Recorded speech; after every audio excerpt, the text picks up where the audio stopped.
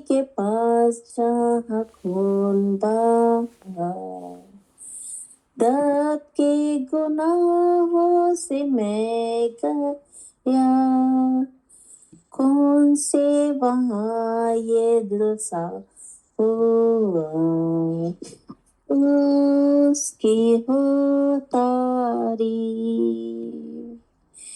उसकी हो तारीफ, उसकी हो तारीफ, कौन से वहाँ ये दिल सा हुआ, उसकी हो तारीफ। दूर है गुनाह मेरे दिल यकीन, दिल में अब यीशु है तक नशीब, क्रूसी का गीत मुझको है शरीर, उसकी हो तारीफ, उसकी हो तारीफ, उसकी हो तारीफ, कौन से वहाँ ये दिल सा हुआ, उसकी हो तारीफ। क्रूस का वो चश्मा है बेशबा, खुश हूँ कि मैं उसके पास गया, खूब मुझको यीशु ने साफ किया, उसकी हो तारीफ, उसकी हो तारीफ, उसकी हो तारीफ, कौन से वहाँ ये दिल सा हुआ, उसकी हो तारीफ। आधे के चश्मा है साफ साफा, आता की हो तेरे गुनाह माफ, आई से वक्त भी हो तो साफ, उसकी हो तारीफ, उसकी हो तारीफ, उसकी हो तारीफ, कौन से वहाँ ये दिल सा हुआ, उसकी हो तारीफ। आमीन। Amen. Amen. God bless you, sister. Uski ho tareef. Let his name be praised. This is a worship song. Praise and worship. Thank you very much, sister. God bless you. Prabhu ki tareef ho. May his name be glorified. And now we're going to hear the song, group song or family song by Brother Lekhraj Masih and Sister Ruth. ਹੁਣ ਤੁਸੀਂ start ਕਰ ਸਕਦੇ ਹੋ ਜੀ। ਭਾਈ ਲੇਖਰਾਜ ਜੀ ਤੁਸੀਂ ਆਪਣਾ ਗੀਤ ਸਟਾਰਟ ਕਰ ਸਕਦੇ ਹੋ। ਆਮੀਨ। ਹਾਂਜੀ ਬ੍ਰਦਰ ਜੀ, ਪ੍ਰੇਜ਼ ਦਾ ਲੋਰਡ, ਸਾਰੇ ਭਾਈ ਭੈਣਾਂ ਨੂੰ ਜੈ ਮਸੀਹ। ਪ੍ਰੇਜ਼ ਦਾ ਲੋਰਡ ਜੀ, ਜੈ ਪ੍ਰਭੂ ਮਸੀਹ। ਦੀ ਮਹਿਮਾ ਲਈ ਅਸੀਂ ਇੱਕ ਗੀਤ ਗਾਵਾਂਗੇ। ओके जी, ओके। कितना हसीन वादा जो किया खुदावंद ने, कितना हसीन वादा जो किया खुदावंद ने, जहाँ दो या तीन जमा होंगे मैं हूँ हाजिर उनमें, जहाँ दो या तीन जमा होंगे मैं हूँ हाजिर उनमें, तारीफ हालेलुया, तारीफ हालेलुया, तारीफ हालेलुया, तारीफ हालेलुया, तुझे अकेला ना छोड़ूं मैं, रूह अपनी भेजूं, तुझे अकेला ना छोड़ूं मैं, रूह अपनी भेजूं, तुझे अनाथ भी ना छोड़ूं, एक मददगार भेजूं,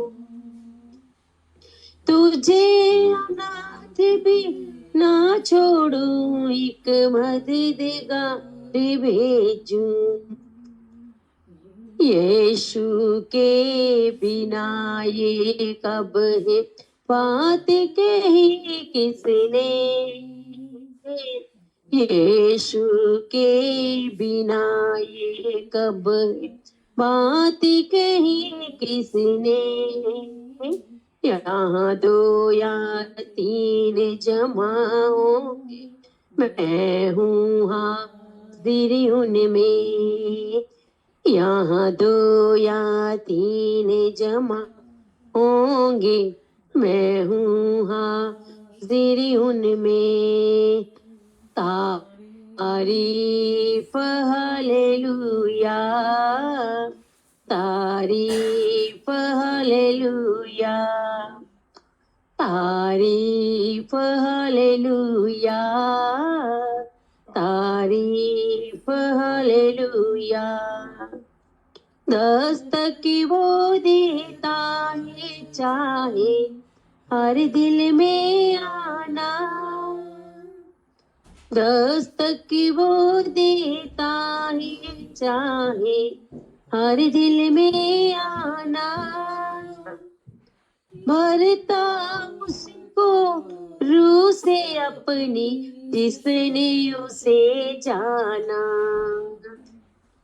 भरता उसको रूह से अपनी जिसने उसे जाना, जिसका बने है माली वो कलियां लगे खिलने,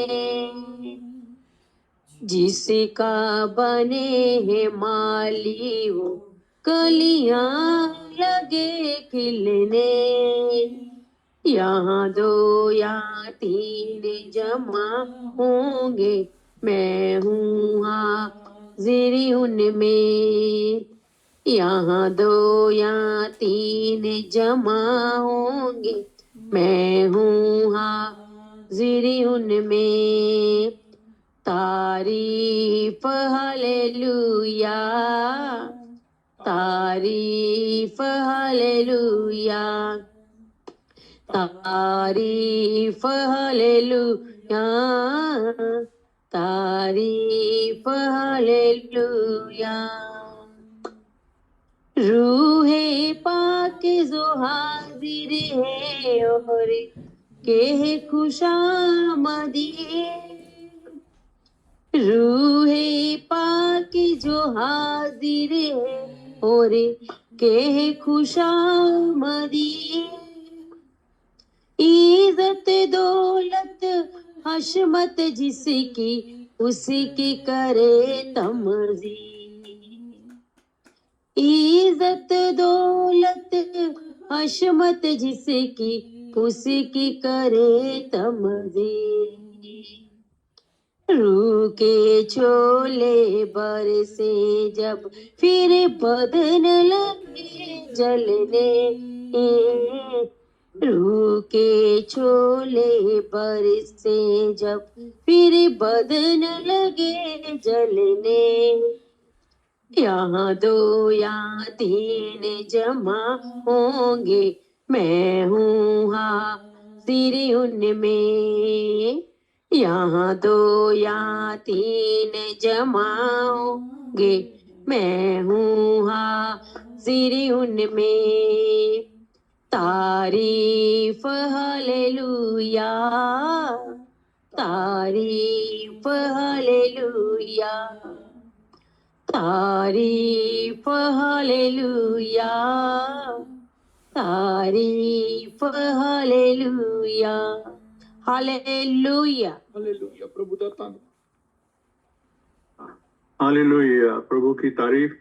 जहाँ दो या तीन उसके नाम में इकट्ठे होते हैं, हमारा प्रभु हमारे बीच में होता है, खुदावंद हमारे बीच में होता है, और Lord is amongst us, when we two or three have gathered in His name. Thank you, Sister Ruth, for this lovely song and for praising God. और अब हम अगला गीत सुनेंगे सिस्टर नीतू नहीं sister brother Vishal's daughter is singing. आने बेटा आप गाओगे? हाँ जी. हाँ जी. की जबूर गा रहे हो कि केड़ा गीत गा रहे हो?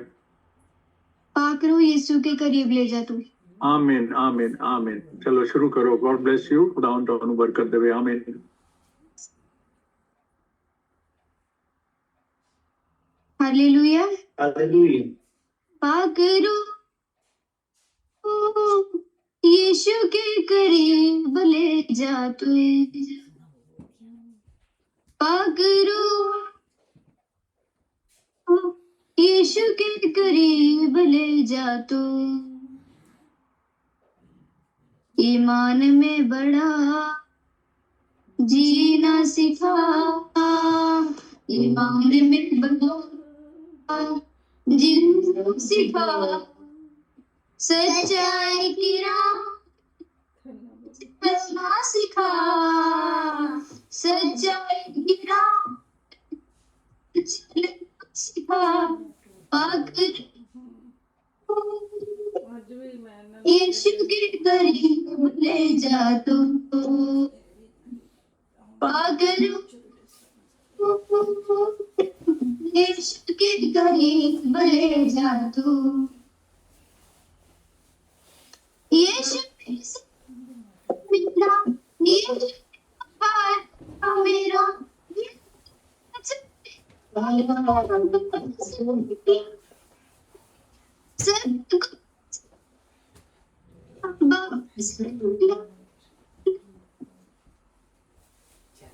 आखिर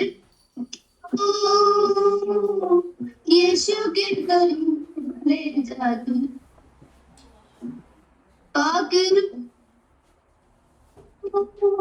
यीशु के करीब ले जा तू. ईमान में बड़ा जीना सिखा. ईमान में बड़ा जीना सिखा. सच्चाई की राह चलना सिखा. सच्चाई की राह सिखा.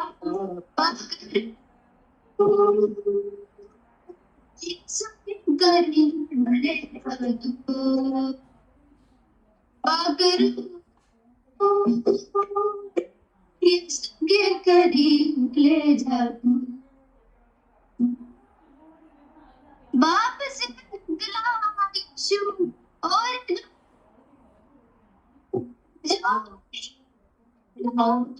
जिंदगी का जो जिंदगी का ताज पाया. जिंदगी का ताज पाया. पाकरो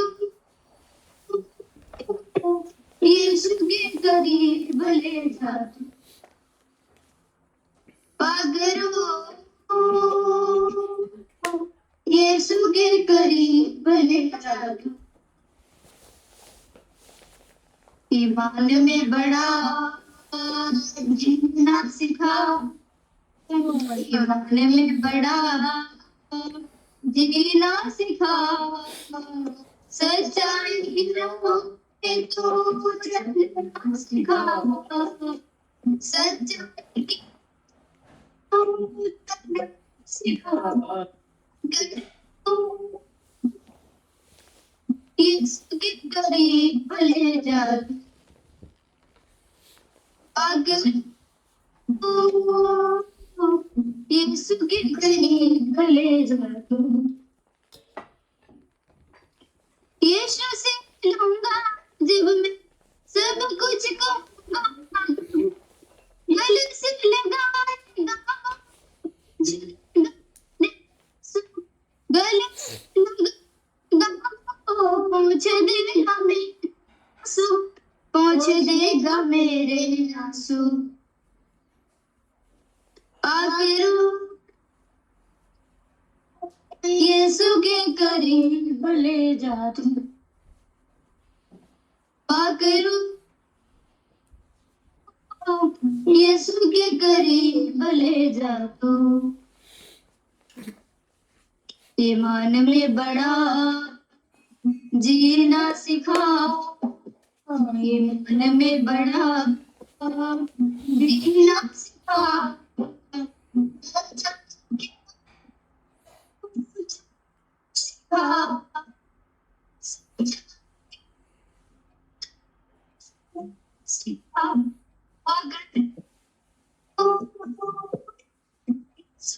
करीब ले जा तू, अगर यीशु के करीब ले जा तू। Hallelujah hallelujah Hallelujah. Hallelujah hallelujah hallelujah आमीन आमीन। बहुत अच्छा गीत बच्ची ने गाया। और पाक रूह यीशु के करीब ले जा तू और मुझे जीना सिखा। और हमें पाक रूह से ही जीने की टीचिंग मिलती है, मदद मिलती है। पाक रूह हमारा टीचर है, पाक रूह हमें सिखाने वाला है। यीशु ने भी कहा था कि बाप जो है वो पाक रूह को भेजेगा और पाक रूह तुम्हें मेरे नाम में आकर के सब कुछ सिखाएगा। तो यीशु के नाम में हम पाक रूह से सीखते हैं। और क्योंकि खुदा ही रूह है, यही वो पाक रूह है जो हम सब के अंदर आज होता है। खुदा उनका शुक्र हो इस अच्छे गीत के लिए। Now we will hear another song by with sister रिप्सिम।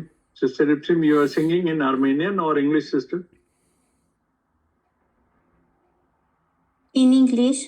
Okay, so God bless you. You can start your song.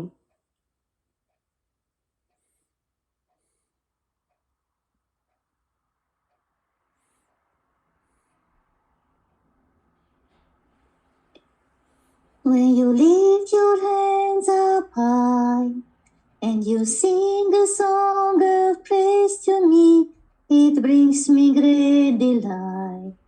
Such a lovely sight. And yes, it is true. Praise looks good on you, morning, night, and noon. Your praise ascends to heaven like the smell of sweet perfume, filling every room. And yes, it is true. Praise looks good on you. You bring your sacrifices and you offer up your praise. You lift your voice with singing, but your heart seems far away. More than a sacrifice, I am looking for your life, holy and acceptable and pleasing in my sight. So offer up your lives, holy and acceptable, a willing sacrifice, precious in my sight. But in all that you do, remember all I want is you.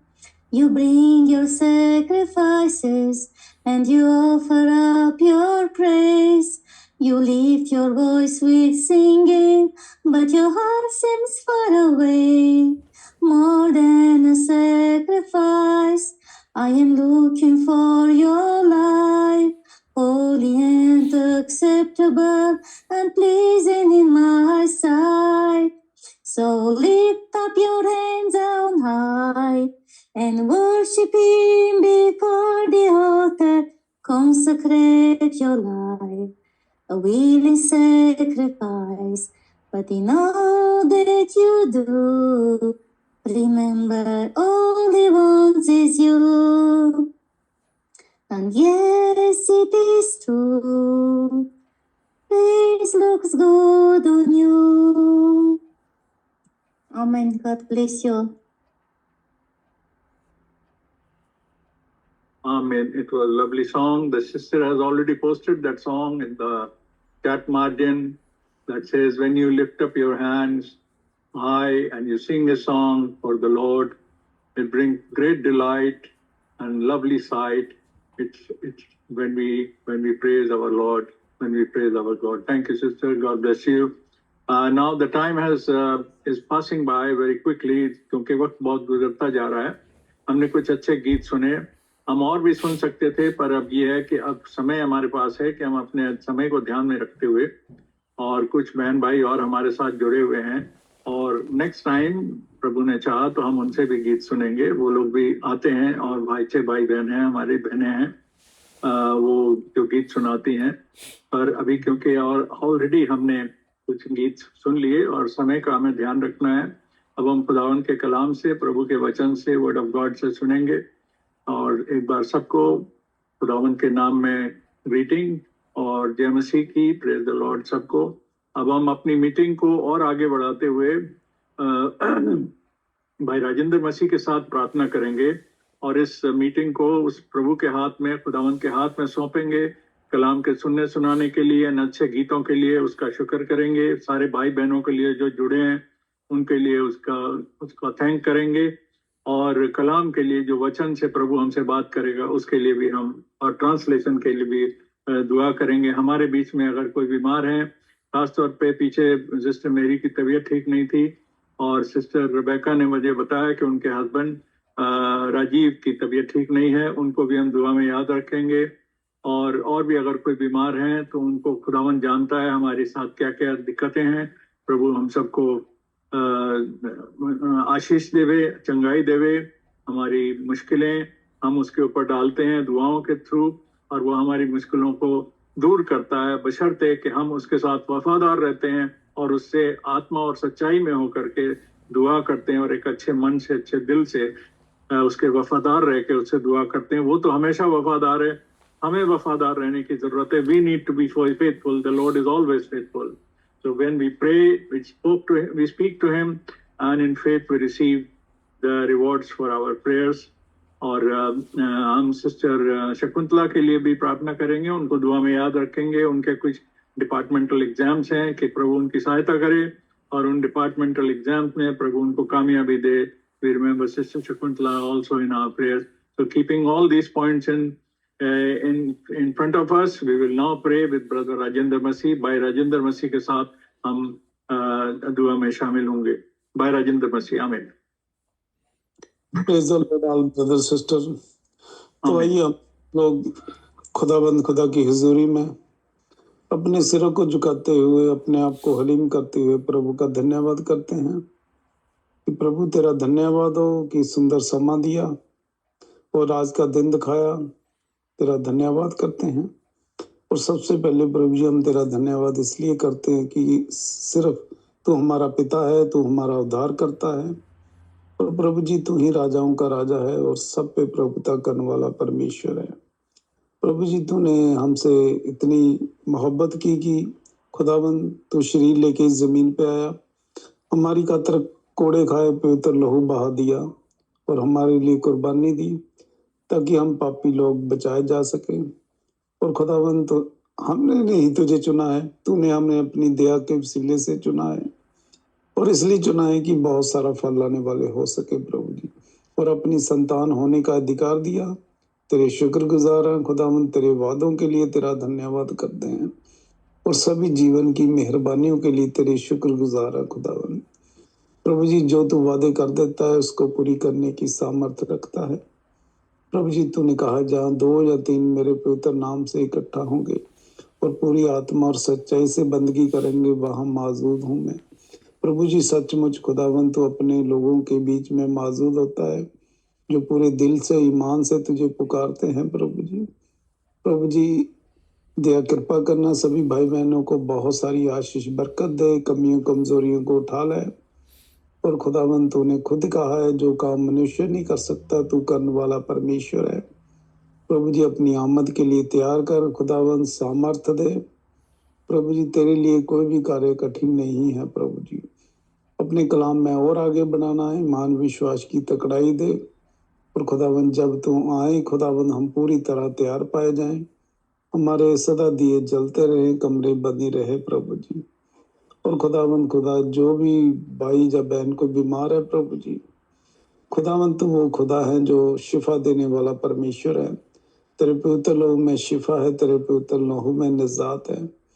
प्रभु जी उस भाई बहन को शिफा दे, वो उठ के खड़ा हो और तेरी महिमा करे और तेरा अच्छा एक गवाह बने। प्रभु जी सिस्टर शकुंतला को तेरे पवित्र जोरावर हाथों में देते हैं जो एग्जाम है। प्रभु जी खुदावन तेरा पवित्र आत्मा उस सिस्टर को गाइड करे। खुदावन तो अपने लोगों को पूंछ नहीं सिर बनाने वाला खुदा है। और प्रभु जी दुनियावी और आत्मिक आशीष बरकत देना उसके साथ होना प्रभु जी, ताकि वो बहन तेरी महिमा करे। और प्रभु जी जिसकी भाई बहन की कोई दुआ है, जो भी दुनियावी आत्मिक जो भी खुदाबंद जरूरत है किसी की, कोई तू बेहतर जानता है, अपने स्वर्गीय खजाने से रिलीज कर प्रभु जी। और सारी बंदगी मीटिंग को तेरे हवाले करते हैं। खुदाबंद तेरी मर्जी पूरी हो, तू चलाने वाला परमेश्वर हो। जो गीत गाए गए तेरी हजूरी में कबूल हो। आज का वचन जो सेवक दे प्रभु जी होने दे खुदाबंद, हम उसको सुने, स्टोर करें। उस सेवक के खुदाबंद होठों को छू के पवित्र करना, हम उस पे चले और बहुत सारा फल लाने वाले हो सके। जो भी ब्रदर ट्रांसलेशन करे उस पे भी तेरा फजल और हाथ हमेशा बना रहे प्रभु जी। और खुदाबंद आने वाले समय में हम जब भी मिलें सिर्फ तेरा धन्यवाद करे, तेरी महिमा करे। और खुदाबंद सारी दुआ को मांग लेते और पा लेते हैं सिर्फ प्रभु यीशु के पवित्र और जलाली नाम से, आमीन आमीन आमीन आमीन आमीन। प्रभु का बहुत धन्यवाद हो, खुदा उनका शुक्र हो इस अच्छी दुआ के लिए। हम सब ने इसको में आमीन कहा मिल करके। May the name of the Lord be praised. We have said amen together to this prayer, and whatever has been asked and requested to our Lord, we know it will be granted if we maintain our faith, if we maintain a good heart for the Lord, and if we stay with the Lord. Amen. Amen. प्रभु का बहुत धन्यवाद हो। Brother Jaswinder सी ready हो translation नहीं थे recording ji brother. Okay. Brother Jaswinder will be translating in Hindi for me, and we will present the word of God in English and Hindi languages both, and it will be recorded and it will be then uploaded on our YouTube channel, and it can again be seen and heard even the meeting is over. After that also this meeting, the whole meeting can again be seen on the YouTube, and it can be heard for those who miss it or those who want to listen to it once again, and those who want to forward it to their dear ones. उनके लिए भी ये मौका होगा कि वो YouTube से इस मीटिंग को, ये रेगुलर मीटिंग हमारी जो होती है संडे को, ये YouTube पर भी अपलोड होती है। जो इसको मिस कर जाते हैं या लेट होते हैं वो भी इस मीटिंग को दोबारा सुन सकते हैं। और हम में से सारे जो इस मीटिंग में शामिल भी हैं, हम भी इस मीटिंग को दोबारा सुन सकते हैं। आमीन। So now we will go ahead with the word of God, and greetings to all brothers and sisters in the holy and precious name of our Lord Jesus Christ. सभी भाई बहनों को प्रभु यीशु मसीह के नाम से सलाम करते हैं। And we again thank God for this great opportunity that we have received today, that we can come together on this platform in the name of Lord Jesus Christ. और हम प्रभु यीशु मसीह का धन्यवाद करते हैं इस अवसर के लिए कि हम आज इकट्ठे हो सके। And we really thank God for each soul who has come here. That shows that it is not to show to the people, not to show to our friends and relatives, but to show our love for the Lord, for His word. We have come together. और हम प्रभु का धन्यवाद करते हैं हर एक भाई बहन के लिए, उन सोल के लिए जो आज यहाँ इकट्ठे हुए हैं, ना कि किसी को मिलने के लिए, ना किसी रिश्तेदारी के लिए, बल्कि प्रभु के कलाम के लिए इकट्ठे हुए हैं। And we know when we have this intention, the Lord is going to speak to us from His word, and we are going to be blessed abundantly. और हम जानते हैं जब हम ऐसी सोच के साथ, ऐसी मंशा के साथ इकट्ठे होते हैं तो प्रभु उसे आशीष देता है।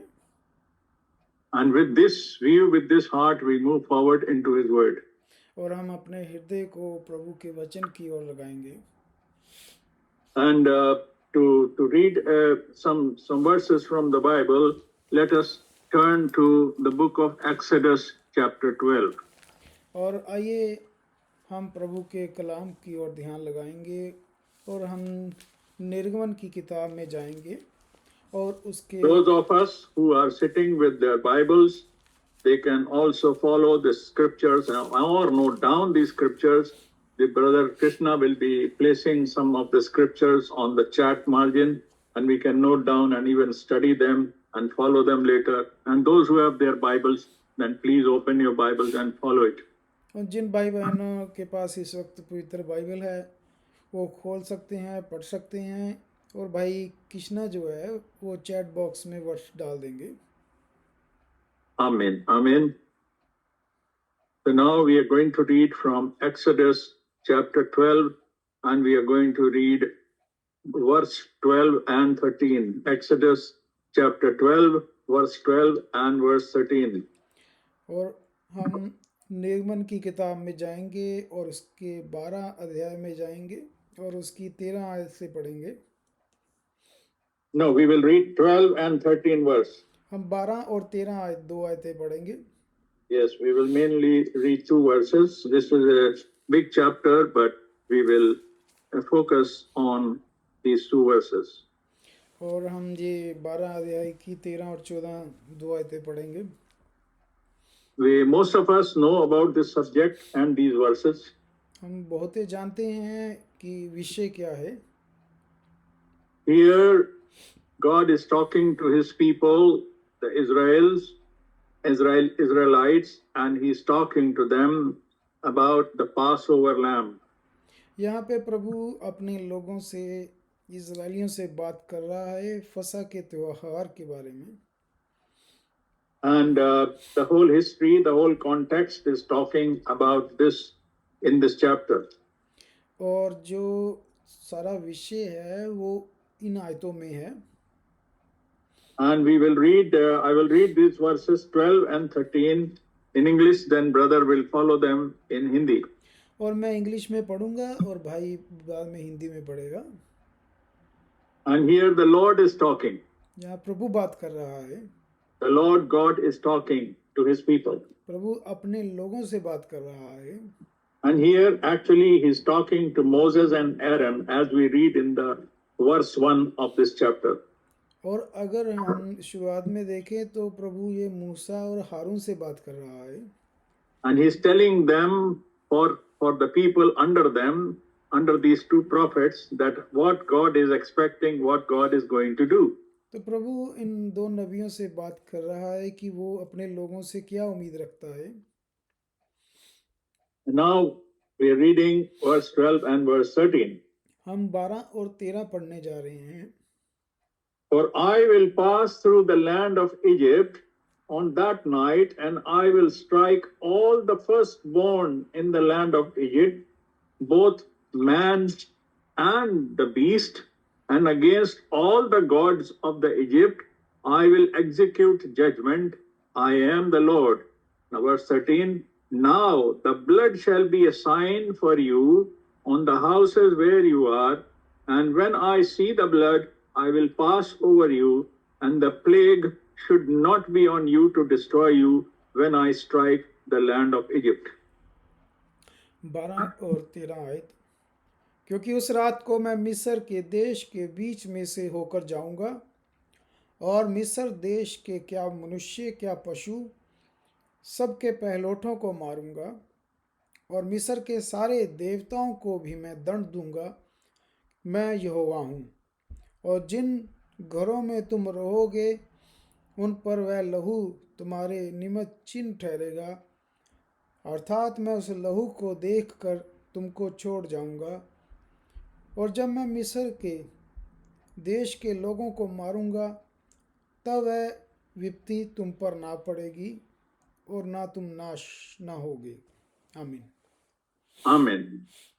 Now, in these 2 verses, precisely like a summary of the whole chapter, the Lord God is telling that He is going to do something in the land of Egypt.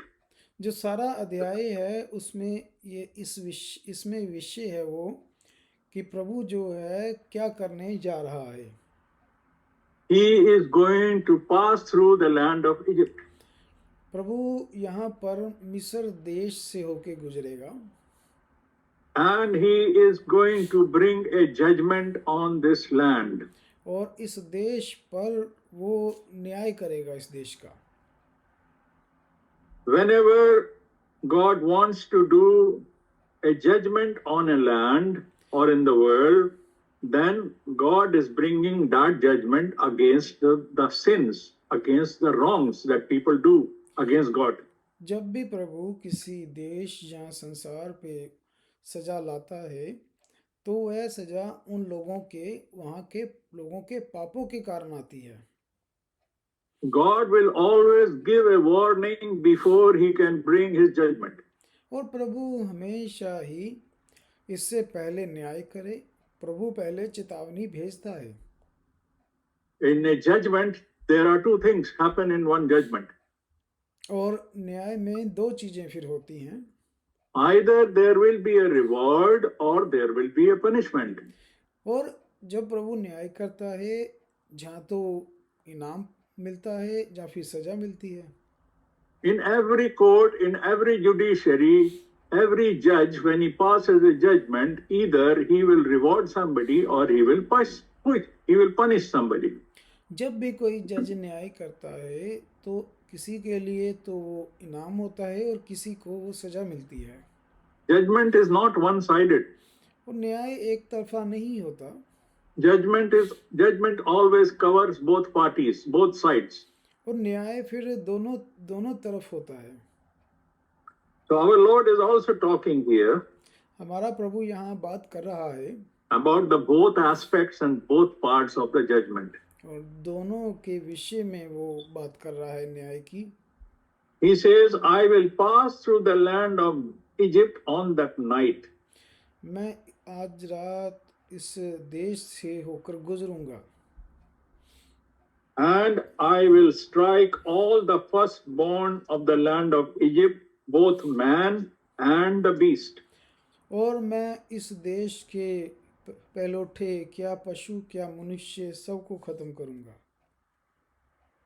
And against all the gods of the Egypt I will execute judgment. I am the Lord. और मैं मिस्र के सारे देवताओं को भी दंड दूंगा क्योंकि मैं यहोवा हूँ. Now you see in this 12th verse what all God is going to do.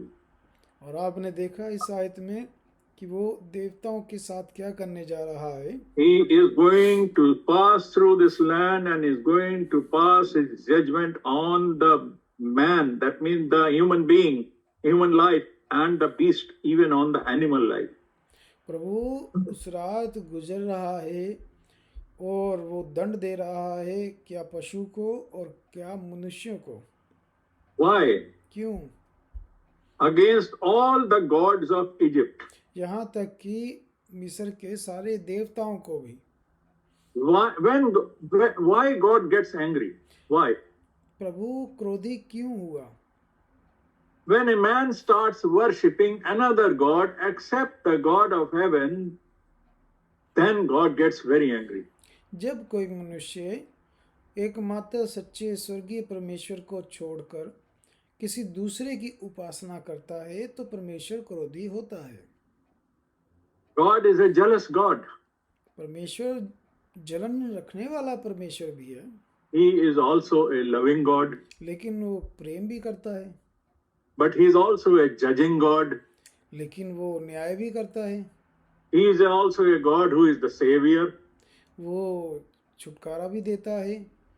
These are the attributes of one God. एक ही परमेश्वर के अंदर इतनी खूबियां. When he gave 10 commandments to Moses, जब उसने 10 हुक्म दिए थे मूसा को, the very first commandment he gave that there should be no other God for you except me. तो प्रभु ने सबसे पहला जो हुक्म दिया था कि मुझे छोड़कर किसी दूसरे को परमेश्वर ना जानना. We cannot identify anything, any man, any animal, any tree, any flower as God except our living God Jehovah. हम किसी भी चीज को, किसी पशु, किसी मनुष्य को सिजदा नहीं कर सकते एकमात्र सच्चे परमेश्वर को छोड़कर. And what is God? और प्रभु क्या है? we read in John 4 and 24, हमने पढ़ा है यूहन्ना 4 और 24 में पढ़ा है कि परमेश्वर क्या है। God is a spirit. परमेश्वर आत्मा है And those worshippers, those who worship him, must worship him in spirit and in truth. और जो सच्चे भगत हैं वो आत्मा और सच्चाई से भक्ति करेंगे। That means they must worship in spirit इसका अर्थ है कि उन्हें आत्मा में भक्ति करनी है and in truth. और सत्य में। The Spirit of God will lead us into the truth. परमेश्वर का आत्मा हमें सत्य की ओर ले जाता है। This is the way the true worship is done. इस तरह सच्चे भगत भक्ति करते हैं। And if the man decides and finds out any other methods of worship, then it is against God. अगर कोई मनुष्य कोई दूसरा तरीका अपनाता है तो ये प्रभु के खिलाफ है। Jesus said, I am the way. The only way is through Jesus. और प्रभु यीशु ने कहा कि मैं वो रास्ता हूँ, There is no other way कोई दूसरा रास्ता नहीं, because he is the door. क्योंकि द्वार वही है। And people who come through the door, they are the respected people, they are the gentle people, and they are welcome. और जो सिर्फ उसी रास्ते से आते हैं वही सीधे लोग हैं, प्यारे लोग हैं, सब्र लोग हैं। An honest and gentle person will enter through the door. और जितने भी सीधे भद्र पुरुष हैं वही उस रास्ते से जाते हैं। Anyone who breaks the wall or breaks the ventilator and comes through a window or comes through the roof, he is a thief. जो भी खिड़की से दूसरे से आता है, रास्ते से आता है, वो चोर है। Our Lord does not respect such person. प्रभु ऐसे लोगों की इज्जत नहीं करता। That means when Jesus is the way and he is the door, जब प्रभु हमारा रास्ता और द्वार है, he is the door to connect us to God Almighty. वो हमें परमेश्वर से जोड़ता है। So we must come to God through Jesus Christ. तो हमें प्रभु यीशु के द्वारा ही जाना चाहिए। And that time before the Jesus was born, इससे पहले जब प्रभु का जन्म हुआ, Jesus was born later on after hundreds of years or thousands of years in Jerusalem, in Bethlehem, in the form of human body. और प्रभु परमेश्वर 2100 सालों बाद बैतलहम में शरीर में पैदा हुआ। There was a prophecy by the prophets about his birth, और बहुत सारे नबियों ने इसके ऊपर भविष्यवाणी की थी, about his timing of his birth, the place of his birth, and the nature of his birth and purpose of his birth. और क्यों वो शरीर में आएगा, कहाँ आएगा, किस जगह पे आएगा, इसके बारे में भविष्यवाणी हुई। God always spoke to prophets before he will execute anything. इसीलिए प्रभु परमेश्वर ने हमेशा अपने नबियों से बात की। Bible says that God will do nothing unless he declares it to his servants, the prophets. और बाइबल में लिखा है कि परमेश्वर अपनी योजना अपने नबियों को प्रकट करेगा, उसके बिना नहीं करेगा कार्य। Likewise, in this chapter we read in the book of Exodus अभी जो हमने निर्गमन में भी यही पढ़ा that God is talking to his prophet Moses and Aaron, प्रभु अपने सेवकों से बात कर रहा है, मूसा और that हारून he से, is going to do something. कि मैं कुछ करने जा रहा हूँ। But before he does that, he is declaring it to his prophet. इससे पहले प्रभु कुछ करता, प्रभु ने उस अपने लोगों पर प्रकट किया। That is why it is important for the people of God on this earth to always keep their ears and eyes open to the message which comes through the prophet. इसीलिए प्रभु के लोगों को अपनी आंखें खुली रखनी है और कान लगा के रखना है कि प्रभु के दासों के पास जो संदेश आता है। And even in the Old Testament, the Bible says in the book of Hebrew, यहाँ की बाइबल में हम देखते हैं इब्रानियों में that God spoke to his people through the prophets, his servants, the prophets in the olden days. पुराने समय में प्रभु अपने नबियों से बात करता था। But in the modern days, after the coming of the Christ, he has spoken to us through his son, Jesus Christ. और नए नियम में उसने अपने पुत्र के द्वारा बात की।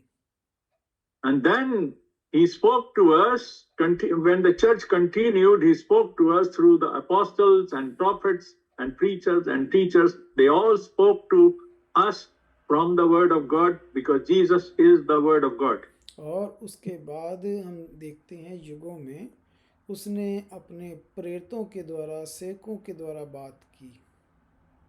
So here in this lesson, what in these two verses we are reading, और हमने जो अभी इन दो आयतों में पढ़ा है, in this Old Testament, the book of Exodus, और पुराने नियम निर्गमन में the God is speaking to his prophets and declaring them his plan. प्रभु ने अपने नबियों पर प्रकट किया कि वो क्या करने जा रहा है। And God expects that the people who are living in that land must listen to what these prophets will tell them, because they receive from God.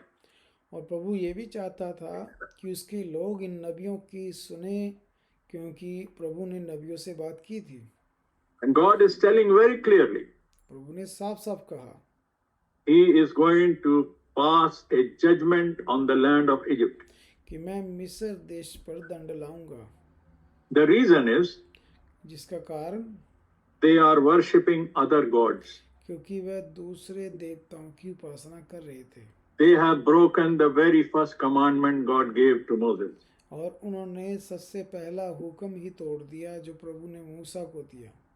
This is very dangerous, to worship any other god except our God, through whom we know through our Lord Jesus Christ. ये बहुत बड़ा पाप है कि सच्चे परमेश्वर को छोड़ के दूसरे की आराधना करना जानकर भी। God always declares and manifests his will on the people, and how they will know his will is also God tells his prophets. इसीलिए प्रभु ने अपनी इच्छा अपने नबियों को बताई। And now he says, because I am against those gods in Egypt, so I am going to destroy the firstborn of every human being and the beast. This will be the judgment, because I am the Lord, he declares in verse 12. और प्रभु ने कहा, मैं देवताओं को दंड दूंगा और इन पहलोठों को मारूंगा। और 12 आयत में ये बोला प्रभु। And now we know the context which is running above this verse from the beginning of the chapter. और हम जानते हैं कि ये विषय जो है, जो इस चैप्टर के शुरू से पता चलता है। Now he told them that how they will, when they participate in the judgment, when the judgment is on the land, how his people should behave. तो प्रभु ने यहाँ बताया है कि जब मैं दंड दूंगा तो उसके लोगों ने क्या करना है, उनका बर्ताव क्या होगा। And we have to remember, brothers and sisters, whatever happened in the Old Testament, and now we are living under the New Testament after Christ. So working of God, his pattern remain the same. He is the same God. और हम जानते हैं कि जो पुराने नियम में हमने पढ़ा है और अब हम जो नए नियम के लोग हैं, हम जानते हैं कि परमेश्वर का कार्य करने का तरीका नहीं बदलता।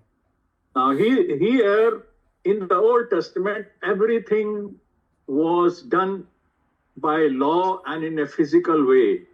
पुराने नियम में जो कुछ भी हुआ वो शरा के अधीन हुआ।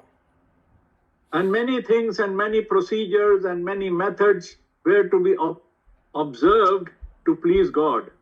और बहुत सारे तरीके देखे हमने कि परमेश्वर को खुश करने के। There are many ways, many traditions, many procedures were required to please God. बहुत सारे हमने तरीके देखे, रास्ते देखे थे परमेश्वर को खुश करने के। Because by this time Jesus Christ was not born, and he did not die on the cross for us. उस पुराने नियम में प्रभु सलीब पर जब तक नहीं चढ़ा था, कुर्बान नहीं हुआ था। But the prophecy was already in place, and plan of salvation was already made for us before the foundation of the world. लेकिन ये योजना जो छुटकारे की थी, जगत की उत्पत्ति से पहले बनाई गई। Before the world was created, God already made the plan. इससे पहले प्रभु संसार बनाता, प्रभु ने ये योजना बना दी थी। Now we know from the beginning, those who have studied the book of Genesis, those who know the word of God from Genesis, that God always requires the blood for the purification process of the sin. हम सभी जानते हैं, शुरुआत से ही परमेश्वर ने शुद्ध करने के लिए लहू का इस्तेमाल किया। God did not use any other element under the law except the blood. प्रभु ने पुराने नियम में, शरा में दूसरी कोई चीज इस्तेमाल नहीं की लहू के बिना। Blood was being used, blood of a bird or a blood of an animal was being used to pay a sort of propitiation or the price for the sins of the mankind. और पुराने नियम में पापों के खातिर किसी न किसी जानवर का खून चढ़ाया गया। Why did God choose blood? और प्रभु ने लहू क्यों चुना? Why nothing else? दूसरा कुछ नहीं। It is very important for us to know, and we know this is not the time we are discussing the subject, but we know, and those who don't know, we can come back with the questions next time or make the study on this chapter, that why God needed only blood. हम बहुत सारे जानते हैं, जो नहीं भी जानते वो अगली बार हम इसके ऊपर बात कर सकते हैं इस विषय पे। और Why God wanted blood? Barely because the sin occurred through the blood. फिर प्रभु ने क्यों लहू ही मांगा गुनाहों के प्रायश्चित के लिए? So the blood became adulterated. The blood became unholy and mixed. क्योंकि लहू जो था वो मिलावट में चला गया था और पवित्र नहीं रहा था। That's why God demanded blood.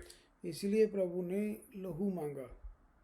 But we also know that the blood of animals and the bulls and the goats and the birds was not good enough to purify us from our sins. हम ये भी जानते हैं, किसी भी जानवर का लहू हमें पवित्र नहीं कर सकता।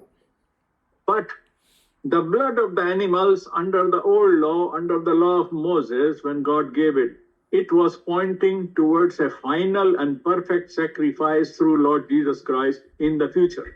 लेकिन हम जानते हैं कि भविष्य के लिए एक मात्र कुर्बानी रखी थी जो सबके लिए थी, वो पवित्र कुर्बानी। That was the coming of the Son of God in the form of a human body. इसीलिए वो परमेश्वर जो था शरीर में आया। Why? But until the time that happened, God wanted the sacrifice of the animals and the birds to continue. तब तक परमेश्वर जो था वो जानवरों की उस कुर्बानी को लेता रहा। So here he is talking about sacrificing a lamb, a Passover lamb. तो यहाँ पर प्रभु एक फसह के उस मेमने की बात कर रहा है। The God was talking about the lamb. प्रभु उस मेमने की बात कर रहा है। Here he is particularly talking about the lamb. और यहाँ पर वो सिर्फ मेमने की बात कर रहा है। The lamb is a sign. जो मेमना है वो चिन्ह है। Because the one who is going to come in the future will be in the character of a lamb. क्योंकि जो भविष्य में आने वाला है उसका स्वभाव उस मेमने जैसा होगा। So God has a purpose of even choosing every small symbol and indication for us. तो प्रभु ने हमें समझाने के लिए इसलिए ये किया। So he did not say you will have a Passover buffalo or Passover hen or something else or a rooster or a donkey or something else. No, he said a lamb. प्रभु ने कोई दूसरा जानवर नहीं लिया यहाँ पर, प्रभु ने सिर्फ मेमना लिया। And he said, this lamb you will sacrifice, and for how many days, which day, how, that all is told in the verses above these verses. इससे ऊपर की आयतें पढ़ेंगे तो प्रभु ने ये सारा बताया हुआ है, वो दिन, वो समय, जगह सब बताई हुई है कुर्बानी की। Now in the 13th verse is the situation where the lamb has already been sacrificed. और 13 आयतों में हम देखते हैं कि वहाँ मेमने की कुर्बानी हो चुकी है। So here in the 12th verse, the Lord God is telling that He is going to bring a judgment on the land. तो 12 आयत में प्रभु बता रहा है कि वो इस देश में दंड लाएगा। How He will bring the judgment किस तरह लाएगा and why He will bring the judgment और वो क्यों दंड ला रहा है and who is going to bring the judgment. और कौन है दंड ला रहा। All these answers are in verse 12. सारे उत्तर इन्हीं 12 आयतों में ही हैं। God Himself is going to bring the judgment. परमेश्वर खुद न्याय दंड ला रहा है। And God is going to bring the judgment to execute judgment against all the gods in Egypt. और प्रभु यहाँ पर वहाँ के सारे देवताओं पर भी दंड ला रहा है। And the way of judgment will be that He will kill the firstborn of mankind and the animals. जो दंड था वो सभी पहलोठों की मौत है। So now this is the reason why He's bringing judgment, and how there will be a solution for those people, how there will be a chance for those people not to become a part of that judgment. और किस पर वो प्रभु दंड ला रहा है और किन लोगों के लिए उसने बचाने का भी तरीका बनाया है। So now He is telling how you can be saved Recording from that stopped. judgment. उन्होंने ये भी तरीका भी बताया कि तुम किस तरह से बचोगे। In 13th verse, He is declaring that method. 13 आयत में प्रभु ने साफ साफ बताया। He says, the blood shall be a sign for you on the houses where you are. प्रभु ने कहा वो लहू ही चिन्ह होगा तुम्हारे लिए। In the houses where you live, the blood will be a sign upon your houses. जिन घरों में तुम रहते हो वहां के लिए ये लहू चिन्ह ठहरेगा। When I see the blood, जब मैं उस लहू को देखूंगा I will pass over you, मैं उन घरों को छोड़ जाऊंगा। and the plague shall not be on you to destroy you when I strike the land of Egypt. और वो मरी तुम्हारे पास नहीं आएगी जो बाकियों के पास आ रही है। In the land of Egypt, people are going to be killed. जो मिस्रियों पर आ रही है वो मारे जा रही हैं। God is going to bring a calamity to be killed. प्रभु ने ये योजना बनाई उनको खत्म करने की। But He says that those people who are His people, they will not come under judgment and they will be saved from this problem. How? When they apply the blood on the doorpost of their house. प्रभु ने कहा कि तुम पर दंड नहीं आ गया होगी जिन पर वो लहू लगा होगा। That means the sacrifice is done very good. यानी जो कुर्बानी हुई वो बेहतरी के लिए हुई। Lamb is killed. मेमने की कुर्बानी हुई। And now when the lamb is killed, the lamb has done his part, and those who killed the lamb, they have done their part. तो मेमने ने भी अपनी ड्यूटी जिम्मेदारी निभाई। And those who killed the lamb, they have also done the part. और जिसने कुर्बानी की उसने भी अपनी जिम्मेदारी निभाई। Now somebody has got his own part to do to be saved from the killing of the judgment. तो उसने अपनी जिम्मेदारी निभाई ताकि बचाने के लिए एक कत्ल किया। Now somebody has to be responsible to honor, to respect that sacrifice so that we don't bring judgment on ourselves. तो किसी को जिम्मेदारी लेनी है उस कुर्बानी की ताकि वो सजा में ना जाए। So we have to do something so that we don't come under judgment. तो हमें भी कुछ करना है कि हम उस सजा में ना जाएं। Otherwise, all those people will die. नहीं तो हम सभी मारे जाएंगे। God will not favor anybody. परमेश्वर किसी का नहीं पक्ष लेता। God is not respecter of the people in general. प्रभु मनुष्यों की नहीं इज्जत करता। God only respects those who respect His word and His commandments. प्रभु सिर्फ उनकी इज्जत करता है जो उसकी और उसके वचन की इज्जत करते हैं, Because God Himself is the Word. क्योंकि John 1:1, Word of God is God. यूहन्ना 1:1 के मुताबिक परमेश्वर वचन है। So now He is giving a commandment to them in the verse 13. तो यहाँ पर 13 आयत में वो हुक्म दे रहा है, He says, you must apply the blood of that lamb which you have now sacrificed as per the procedure. You must apply the blood of that lamb on your doorpost where you live. तो तुम लोगों ने उस मेमने के लहू को अपने द्वार पर लगाना है। And then when I will see that blood, जब मैं उसे देखूंगा, then I will pass over you. मैं निकल जाऊंगा। That is why it is called Passover lamb. इसीलिए उसे मेमने का फसा बोला गया है। The lamb by whose blood the angel of death will pass over. That means he will forgive them, he will skip them, he will not touch them. मेमने के उस लहू के कारण जो मौत का वो फरिश्ता था, वो उस घर को छोड़ जाएगा। Now the point we are trying to learn from this subject, अब जो हम विषय यहाँ पर सीखना चाहते हैं, actually this is a very huge subject and this lesson can run into many sessions and many Sundays. हालांकि ये विषय बहुत ही बड़ा विषय है, इसे हम कई रविवार ले सकते हैं। We are touching only a small part of it today. आज तो हम इसे एक छोटे जे हिस्से को छू रहे हैं। We are only giving a very brief study about this. हम इसके ऊपर बड़ी गहरी शिक्षा लेंगे। And those of us, when we live with our brothers and sisters, when we live with our teachers and preachers and pastors in our church, we can all, if we have any questions, we can always ask them and learn from them, or we can bring these questions for the next Zoom meetings. तो हमारे अगर सवाल हैं तो हम अपने सेवकों से, सेवकगण से पूछ सकते हैं, और नहीं तो अगले रविवार हम पूछ सकते हैं। When we hear and learn from the word of God, we do not sleep, we do not sit silent.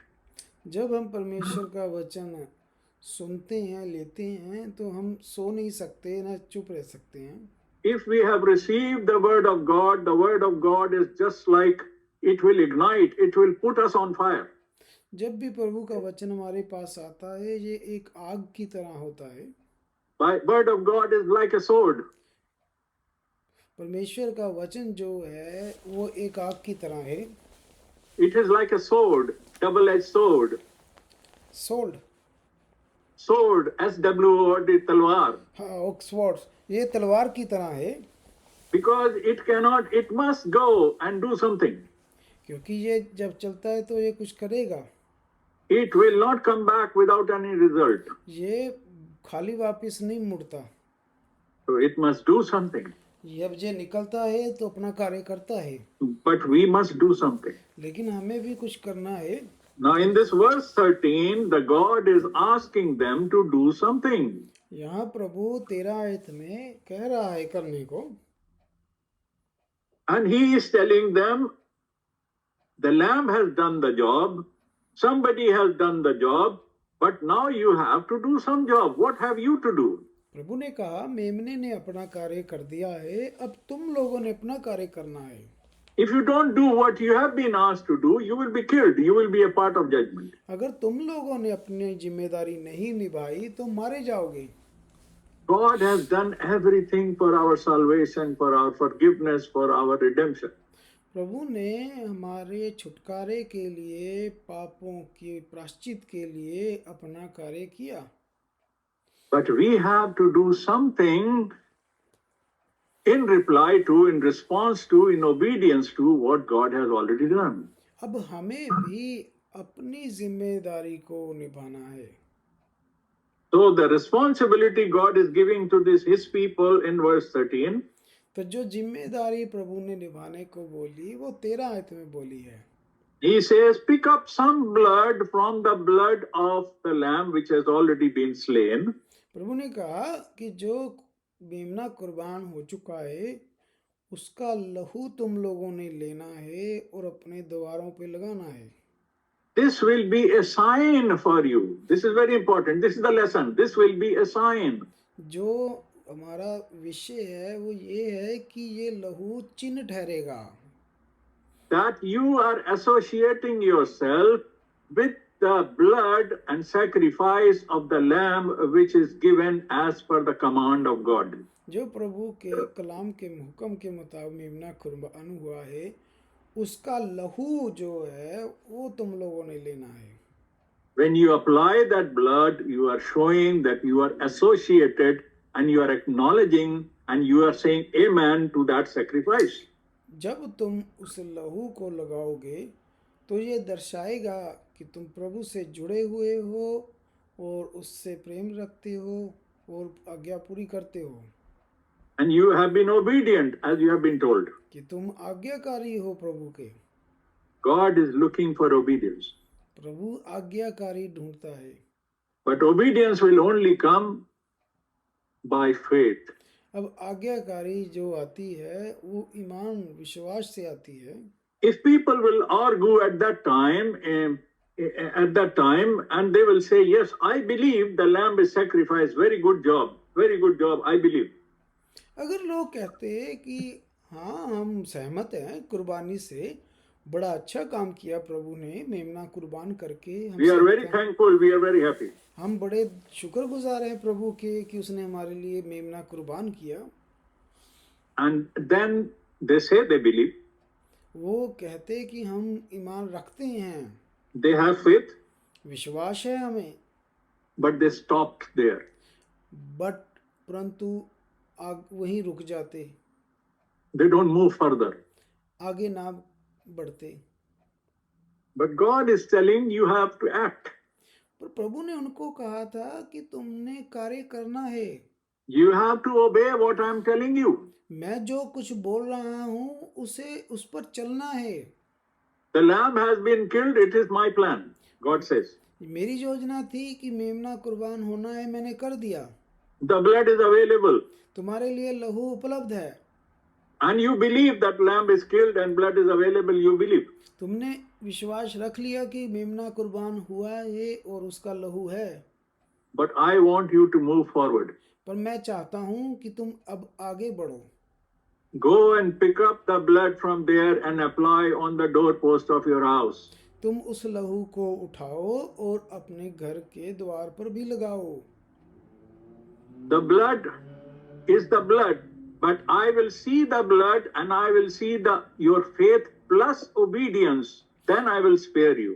तब मैं आऊँगा और मैं तुम्हारे उस लहू को देखूंगा, तुम्हारे विश्वास को और आज्ञाकारी को देखूंगा, तो मैं वहां से निकल जाऊंगा।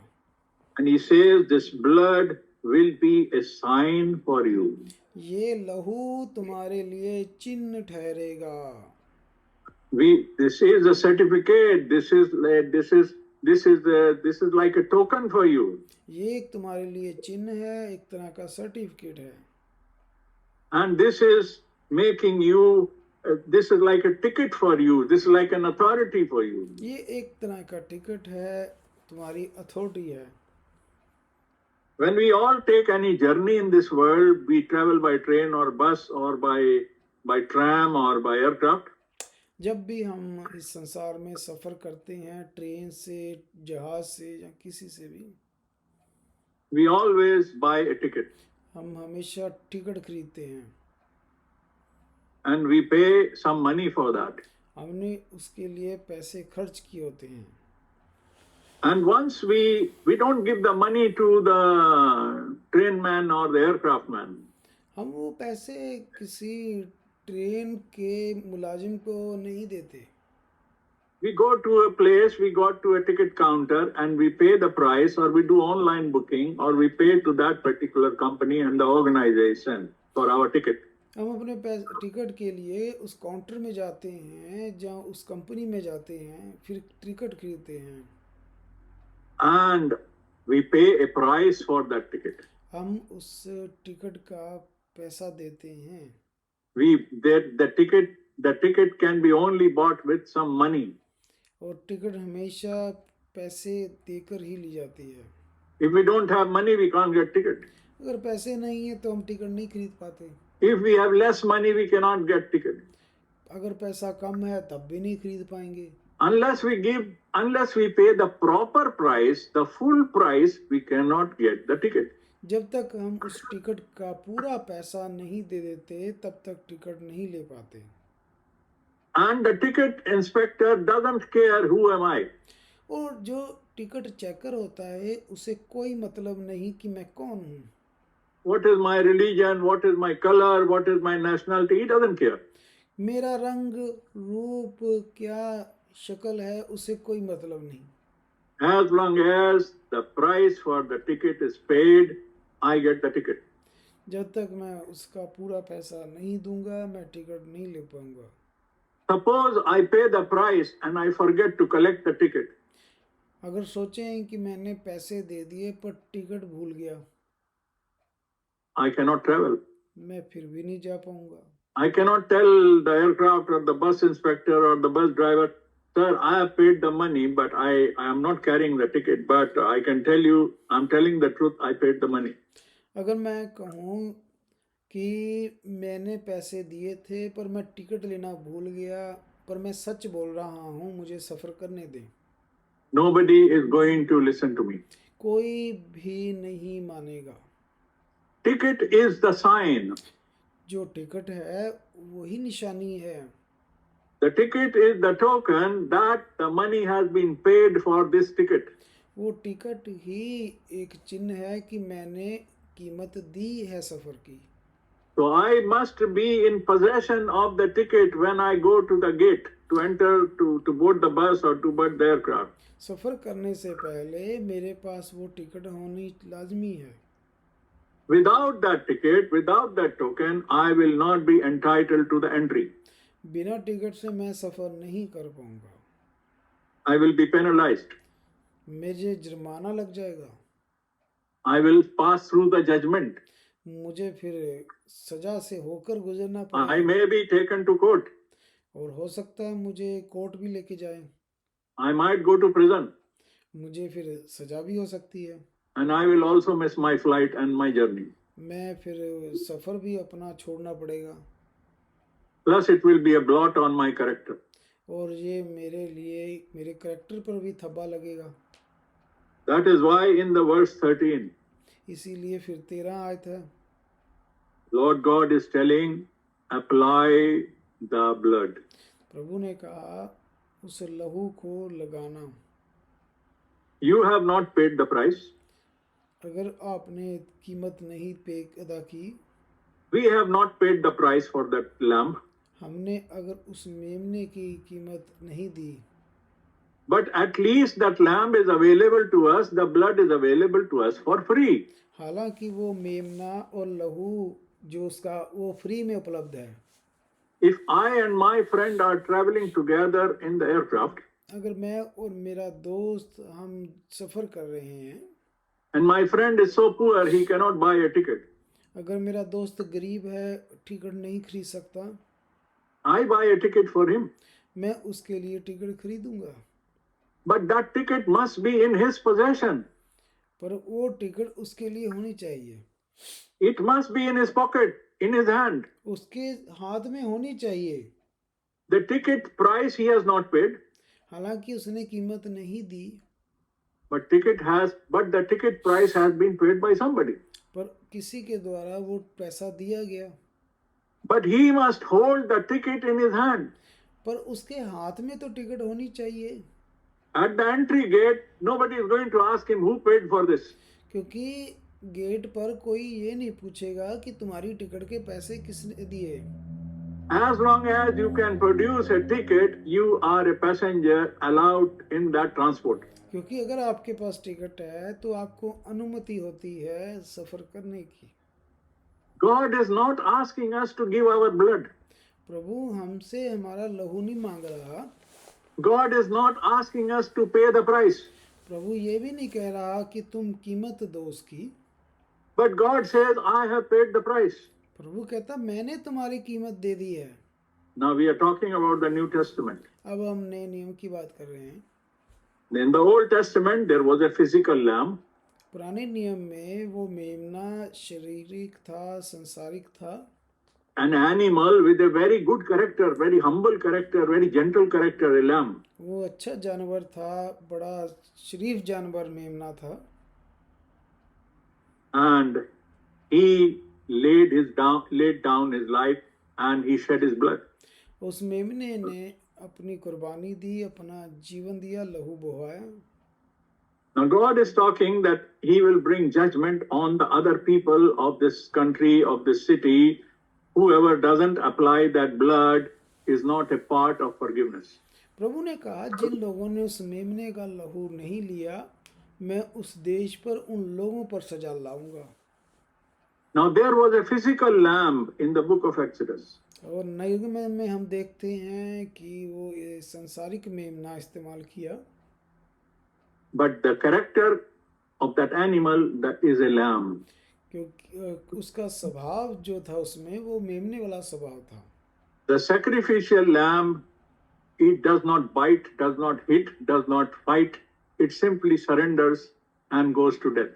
जो वो मेमना था वो लड़ा नहीं, इनकार नहीं किया, उसने अपने आप को कुर्बानी के लिए तैयार किया।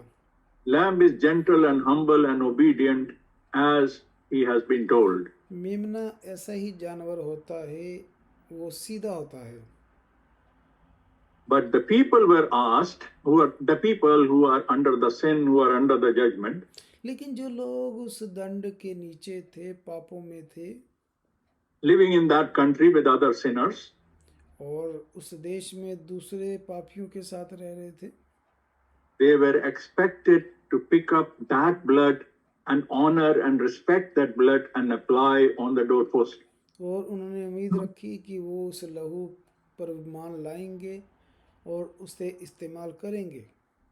So first of all, they must believe about that sacrifice, सबसे पहले तो उन्होंने ईमान विश्वास रखना था उस कुर्बानी and they must believe in God, what God is telling them, और विश्वास रखना था कि प्रभु उनसे क्या कह रहा है, and they must do what God is telling them. और फिर वही कार्य करना था जो प्रभु ने कहा था। So there must be a sacrifice, there must be a lamb, और सब कुर्बानी हुई और वो मेमने की हुई, and then that job is done. परमेश्वर ने अपना जिम्मेदारी निभाई। They did not have to buy the lamb, they have to simply pick up the blood. प्रभु ने मेमना नहीं लहू लिया, They didn't have to pay the price for the purchasing of the lamb. और उन्होंने पैसा नहीं दिया था उसे खरीदने का। They just have to obey as God is telling them, I have done my job, now you do this little job and I will spare you. प्रभु ने अपनी जिम्मेदारी निभा दी थी और उन्होंने निभानी थी। Those who took the blood and applied on the doorpost, they were spared, and the angel of death passed over them and they were not hurt. जिन जिन लोगों ने भी उस मेमने का लहू लगाया था, मौत का फरिश्ता उन्हें छोड़ गया। We know the Old Testament is the shadow of the New Testament. और पुराना नियम जो है वो एक परछाई है नए नियम की। In the New Testament, that shadow becomes a clear picture. नए नियम में वो तस्वीर साफ होती है। We were qualified as sinners under the Old Testament. और हम जो थे पुराने नियम के मुताबिक हम सब पापी थे। And our sins were covered under the sacrifice of different animals and birds until the real Lamb of God came under the New Testament. जब तक वो मेमना नहीं आया था तब तक जानवरों के उस कुर्बानियों के द्वारा हम बचे थे। Now come to the clear picture of the New Testament. नए नियम में अब सारी तस्वीर साफ है। Who is that lamb? Who is the Passover lamb in the New Testament? Who is the Passover lamb of Exodus for us in the New Testament? नए नियम में हमारे लिए वो मेमना कौन है? He is the Son of God, the Lord Jesus Christ. वो परमेश्वर का पुत्र प्रभु यीशु मसीह है। When Jesus Christ was born in Bethlehem 2000 years ago from now, and he was born in Bethlehem and he was growing and he became a young man, जब प्रभु यीशु मसीह बैतलहम में पैदा हुआ और वहाँ पर वो बड़ा हुआ, Then a time came, तब एक समय आया, God has a perfect time for his work. परमेश्वर के पास एक परफेक्ट समय है कार्य करने का। Then the Lord Jesus Christ, as a Lamb of God, was born in Bethlehem and he started his work. परमेश्वर का वो पुत्र बैतलहम में आया और परमेश्वर ने कार्य करना शुरू किया। And a time came when a prophet called John the Baptist was introduced and he was told who this lamb is. और प्रभु के दास ने यूहन्ना ने बपतिस्मा वाले ने बताया कि वो मेमना कौन है। And first of all, God told the prophet, प्रभु ने अपने नबी को बताया, as God told the prophet Aaron and Moses, likewise he told John the Baptist also. प्रभु ने जिस तरह मूसा और उनसे बात की, उसी तरह यूहन्ना बपतिस्मे वाले से बात की। Yes, so that God first declares his program to the people. क्योंकि प्रभु अपनी योजना को पहले अपने लोगों को बताता है। So now, when John the Baptist was given the revelation, then he declares that here is the Lamb of God who will take away the sins of the world. He is talking about the young Jesus Christ. जब यूहन्ना ने ये प्रकाशन पाया तो उसने बताया कि वो मेमना कौन है जो आ रहा है। So John the Baptist introduced that Lamb of God, which is the Son of God, Jesus Christ, to the world. तो यूहन्ना बपतिस्मे वाले ने सबको बताया कि वो वही मेमना है जो आने वाला है। There were many people at that time in that crowd who were born in Nazareth and born in Jerusalem and born in that land, and they were all maybe looking alike, and maybe there may be many people by the name of Jesus. और उस वक्त बहुत सारे लोग होंगे जिनके नाम भी प्रभु से मिलते होंगे। But who knows who is this Jesus, real Jesus? पर कौन जानता था कि असली यीशु कौन है? But God spoke to the prophet, प्रभु ने नबी के द्वारा बात की and the prophet declared who this Jesus is. उस नबी ने प्रकट किया कि वो कौन सा मेमना है। No Pharisees and no Sadducees and no other learned people, no other great people, they put in the newspaper or on the wall, oh, here is the man Jesus, here is the man Jesus. किसी भी सदूकी और फरीसी ने नहीं बताया कि वो कौन सा होगा नबी। God always declares his plans and his communication through the prophet of the time. परमेश्वर ने हमेशा ही उस समय के नबियों से बात की। And John declared, when Jesus came on the scene, John says, he is the Lamb of God which takes away the sins of the world. जब समय आया तो यूहन्ना ने बताया कि वो है जो मेमना सारे जगत के पाप उठाएगा। So the prophet of God or the man of God will not direct us to a wrong lamb. अब परमेश्वर का जो नबी होता है वो कभी उसने गलत मेमने से नहीं मिलवाया। There could be many lambs, there could be many young people, बहुत सारे मेमने होंगे, बहुत सारे नौजवान होंगे उस वक्त। there could be many religious gurus and teachers and cults, उस वक्त भी बहुत सारे धार्मिक गुरु थे, but there could be false prophets also. झूठे भविष्यवक्ता भी बहुत थे, There could be false Johns also. झूठे यूहन्ना भी होंगे। But there was one true prophet and one true John to whom God spoke. लेकिन एक सच्चा भविष्यवक्ता यूहन्ना था जिसने सच्चे मेमने से मिलवाया। And God revealed it to him. परमेश्वर ने प्रकट किया। And those who were the obedient people to God, they believed the word from that prophet. और जो उस समय के ईमानदार विश्वासी थे वो ही उसके पीछे लगे। He is only introducing the lamb. उसने तो सिर्फ मिलवाया उस मेमने से। The prophet doesn't say, worship me, no. उस नबी ने ये नहीं कहा कि तुम मेरी उपासना करो। The prophet is not the lamb. The prophet is not God. He is a man. नबी मेमना नहीं था। So he said, here is a lamb. Here is a lamb. नबी ने कहा यही है वो मेमना। And when then from that time onward, the ministry of Jesus Christ started after he introduced the Lamb. उसके बाद प्रभु यीशु मसीह की सेवकाई शुरू होती है And the ministry of Jesus increased and ministry of John went down. अब यीशु की सेवकाई बढ़ रही थी, यूहन्ना की कम हो रही थी।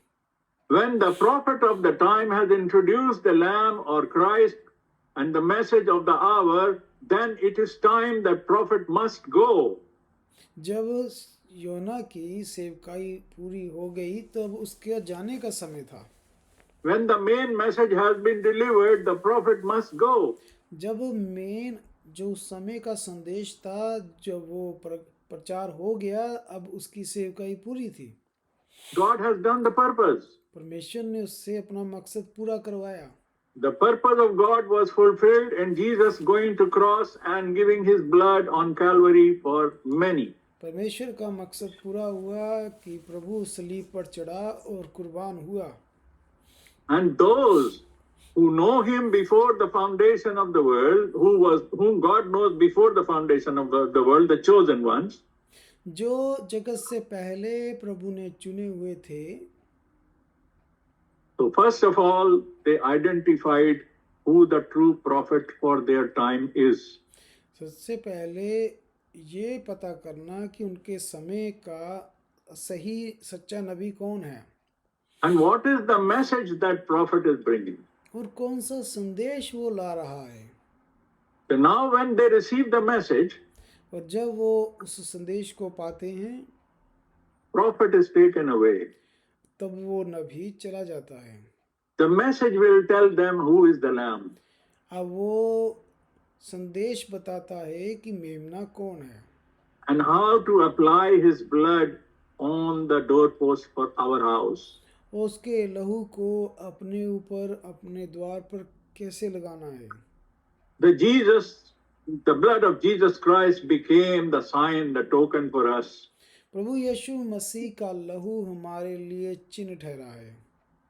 And how do we apply the blood of Jesus Christ to our doorpost on the house? How do we do that? अब यीशु मसीह का लहू हम अपने द्वार पर कैसे लगा सकते हैं? Bible says बाइबल में लिखा है in Ephesians 1:13 and Ephesians 4:30 इफिसियाँ 1:13 में हम पढ़ते हैं and Ephesians 4:30, और 4:13 में he's talking about those who belong to God. They are sealed by the Holy Ghost. कि जो प्रभु से ताल्लुक रखते हैं वो पवित्र आत्मा की छाप लगे हैं। The same God of heaven, the one God whom we call God the Father, जो एक मात्र सच्चा परमेश्वर है, he became human being in the form of his son, whose name is Jesus Christ. वो शरीर लेकर आया जिसे प्रभु यीशु मसीह हम कहते हैं। And since God is a spirit, और जबकि प्रभु एक आत्मा है, that human body which is called Jesus was carrying that spirit of God inside him. जो शरीर था, जो यीशु मसीह, उसके अंदर वो आत्मा था And it continued to work till the job is done. और तब तक कार्य किया जब तक कार्य पूरा नहीं होता। And when the body of Jesus Christ was hanging on the cross as an obedient and humble and sinless person, तो प्रभु यीशु मसीह का शरीर सलीब पर कुर्बान हुआ एक आज्ञाकारी की तरह, and he became an obedient son until the last moment of his death. वो आखिरी तक ईमानदार रहा। Then he leaves a token. तब उसने हमारे लिए चिन्ह छोड़ा, Then he leaves a sign. उसने एक चिन्ह छोड़ा। How do we receive the sign? किस तरह चिन्ह लें हम? In Exodus chapter 12, when did the sign appear? When? जब निर्गमन में देखते हैं कि वो चिन्ह कब नजर आया। Sign only appeared, sign was called a sign when the lamb was already sacrificed. चिन्ह तब नजर आया जब मेमना कुर्बान हो गया था। Lamb is not the sign. जो मेमना था वो चिन्ह नहीं था, The blood was the sign. जो उसका लहू था वो चिन्ह था। The sign will only come into presence when the lamb is already sacrificed. तो चिन्ह तब जाके नजर निकला जब मेमना कुर्बान हुआ। How do we get that sign? How do we get that token when Jesus is already sacrificed on the cross? हम वो चिन्ह कैसे ले सकते हैं जब यीशु कुर्बान हो चुका है? We know the blood of Jesus Christ became the blood of the new covenant for forgiveness for our sins. और प्रभु का लहू नए नियम में पापों के उद्धार के लिए है। And Jesus, when he died on the cross, he gave his blood for many. प्रभु जब सलीब पर कुर्बान हुआ उसने बहुतों के लिए कुर्बानी दी। This is the lamb dying on the cross. ये वो मेमना था जो कुर्बान हो रहा है।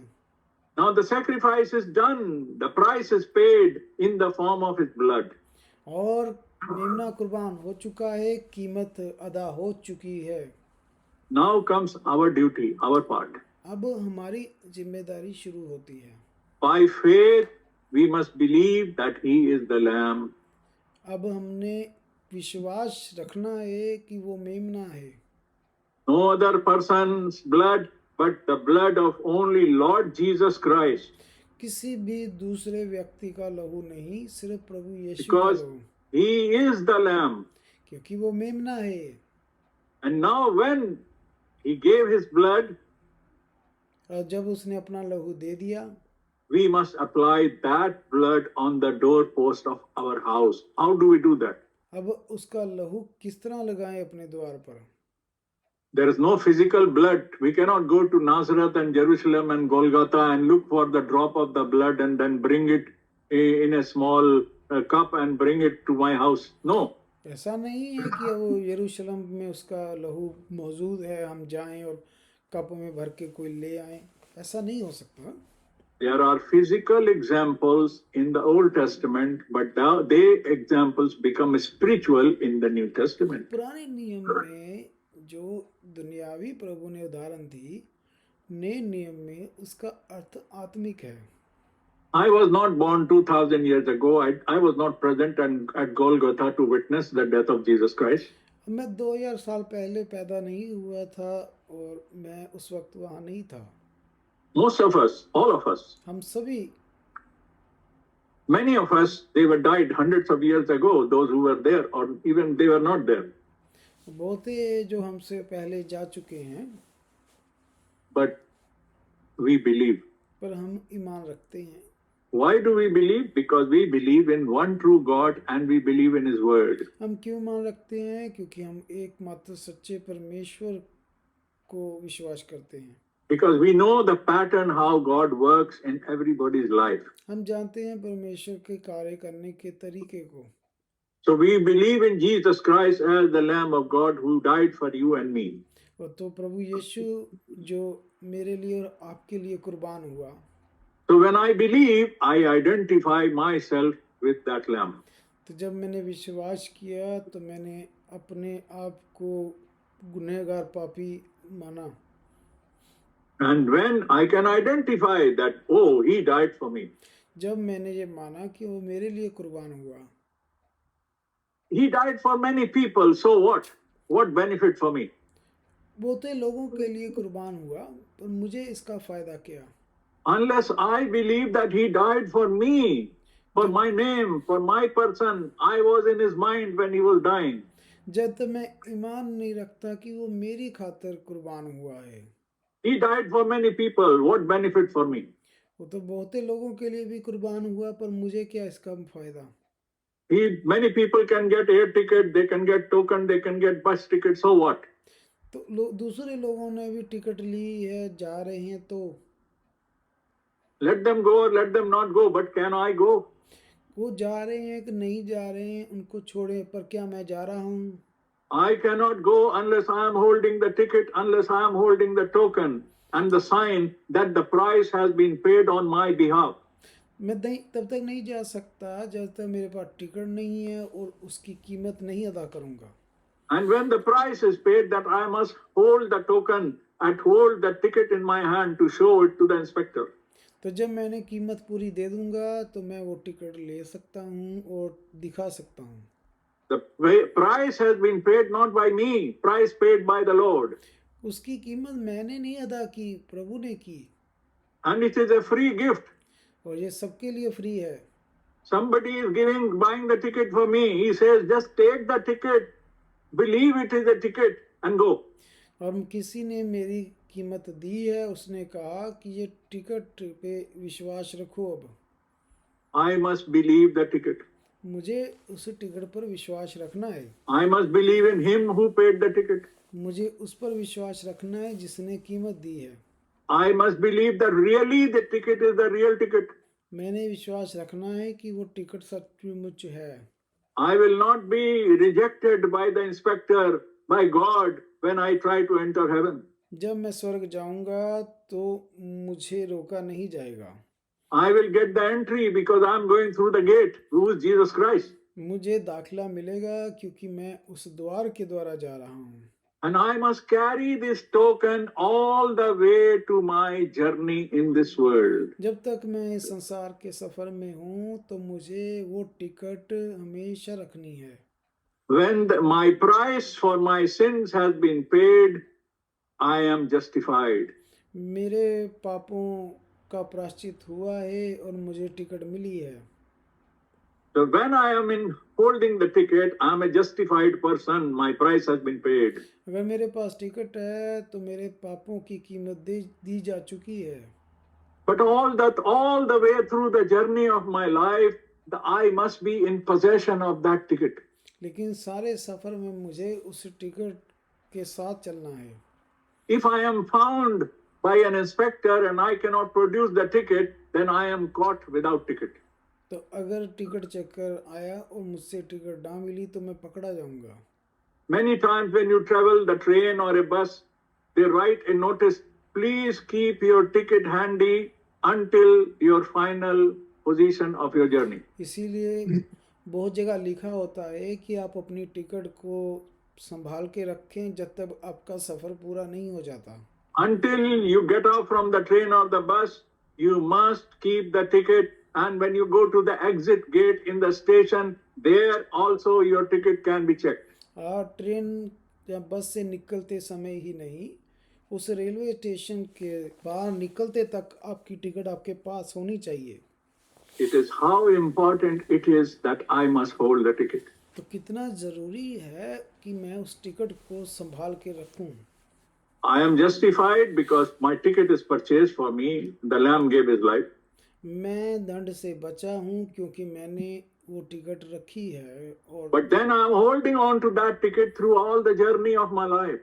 तो मैं अगर पूरे सफ़र में वो टिकट संभाले रहता हूँ, That means I am connected with the power of the ticket for which the price has been paid. That means I continue to the stage of sanctification all my life. तो मेरे पास ये अधिकार है कि मैं दाखिल हो सकता हूँ, सफ़र कर सकता हूँ. Because I am in the stage of sanctification means I am holding the ticket through the whole journey. क्योंकि अगर मैं उस पवित्रता में बना हूँ तो मेरे पास वो टिकट है. That means we all are under the stage of sanctification today because we are all holding the ticket and in the process of the journey till we reach the last moment. तो हम सब जो है पवित्रता में बने हुए हैं, तो हमने वो टिकट पकड़ा हुआ है सफ़र में. So when our journey finishes, जब हमारा सफ़र पूरा होता है and we are still holding the token and the ticket with us by faith, और हमने वो टिकट विश्वास से पकड़ी हुई है, even if we die physically, our journey is finished. अगर हम संसारिक तौर पर संसार छोड़ जाते हैं, God has a record with us that when I left this world, when my end came, or when Lord comes, He says, I was holding the ticket, I had the token in my life. तो प्रभु जब आता है तो मैं वो ticket मेरे पास है कि मेरे पास अधिकार है जाने का. So I was the genuine person, a genuine believer to enter the heaven. तो मैं एक बिल्कुल सही वो व्यक्ति हूँ जो दाखिल हो सकता है. So dear brothers and sisters, तो प्यारे भाइयों और बहनों, the end of our life can come any moment. We don't know. हमारे जीवन का अंत किसी भी समय हो सकता है। It does not matter. Everybody will die when he is old. No, ये there is no guarantee. कोई गारंटी नहीं कि हम बुढ़ापे में ही जाएंगे छोड़कर। Many people say, I am only 30, I'm only 40, or I'm only so and so.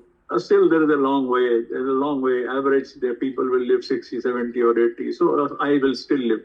बहुत सारे लोग कहते हैं मैं तो अभी 30-40 का हूँ, अभी तो बहुत समय पड़ा हुआ है। I will marry, I will have children, I will get my children married, I will have this, I will have that, and then we will see what happens. मैंने तो अभी शादी होगी, बच्चे होंगे, उनकी भी शादियां करवानी है। But Bible says to a rich man. लेकिन बाइबल साफ साफ कहती है, Bible has Jesus himself said. प्रभु ने खुद कहा। And when God says, gentleman, you're talking too much about your future, but tonight, if your life is taken away, then to whom all these things will belong? प्रभु ने कहा कि तुम बहुत सारी बातें करते हो, लेकिन तुम्हें आज रात का भी नहीं पता। That is why Bible says, इसलिए बाइबल में लिखा है, when we read in the book of 2 Corinthians and chapter 6 and verse 1, जब हम दूसरा कुरिन्थियों 6 का 1 अध्याय पढ़ते हैं, there it says, today is the day of salvation. इसलिए लिखा है कि आज का दिन ही मुक्ति उद्धार का दिन है। Hebrews 3 and chapter 7, Hebrews chapter 3 and verse 7 onwards, it says, today when you hear his voice, do not harden your heart. इब्रानियाँ 3 के 7, आज जब उसका तुम शब्द सुनो तो अपने हृदयों को सख्त ना करना। We must continue to stay with our token, with our ticket every day when we are traveling in this world, in the journey of this life. जब तक इस शरीर में सफर में हैं, हमें उस टिकट को पकड़े रहना है। And how do I hold that ticket? What is that? अब मैं कैसे पकड़ के रहूं? I must stay with the word of God and stay obedient till death. मुझे अंत तक विश्वासी रहना है। Or till the Lord comes to take his bride. जब तक प्रभु नहीं आ जाता। We don't know which day and which hour the Lord is coming to take the bride. हम नहीं जानते वो किस दिन किस घड़ी आ रहा है लेने के लिए। So we cannot postpone our salvation for tomorrow. ना ही हम उसे कल के लिए छोड़ सकते हैं अपने उद्धार। He may come tonight. वो आज रात भी आ सकता है। Or I may be called tonight. जहाँ मुझे आज रात बुला सकता है। How can I take a risk of postponing for tomorrow? अब मैं ये रिस्क कैसे लूँ कल पे छोड़ने के लिए? I have to go down to my knees. मुझे अब अपने घुटनों पे जाना है। I must humble and pray and cry out to the Lord, Lord, if I have not been faithful to you, Lord, let it happen today that I become faithful so that I should not be caught sleeping when you come. हे प्रभु परमेश्वर, मुझ पर अनुग्रह दिया कर कि मैं ढीला ना पड़ जाऊं, सो ना जाऊं और रह ना जाऊं।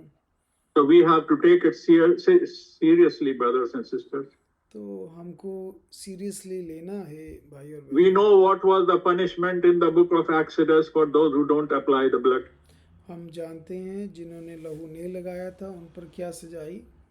God himself said that I will kill their firstborn, their animals and themselves also, all human beings, I will kill them. प्रभु ने कहा कि मैं पहलौठों को मारूंगा। Likewise, his judgment is going to come back again on this world. अब उसका न्याय फिर आ रहा है। If we have not applied the blood on our heart, on the doorpost of our house. अगर उसका लहू हमने नहीं लगाया। What is our doorpost of my house? मेरे घर का द्वार क्या है? My body is the temple. मेरा शरीर मंदिर है। In which I live. जिसमें रहता हूँ।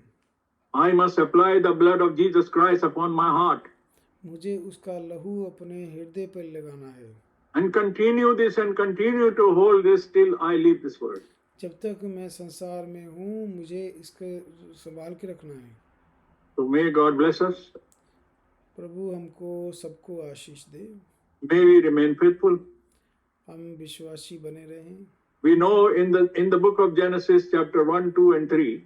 In the book of Revelation, chapter 1, 2, and 3, और हम उत्पत्ति और प्रकाशित वाक्य में जानते हैं पहला और दूसरा अध्याय, especially chapter 2 and 3, खासकर 2 और 3 अध्याय, when God is addressing, when Jesus is addressing to every church age, to every type of church, जब प्रभु ने सभी कलीसियाई युगों को बोला, the last sentence he always ends with this message: लेकिन हर बार आखिरी में जो प्रभु ने बोला, those who have an ear, let them hear what the Spirit says to the churches.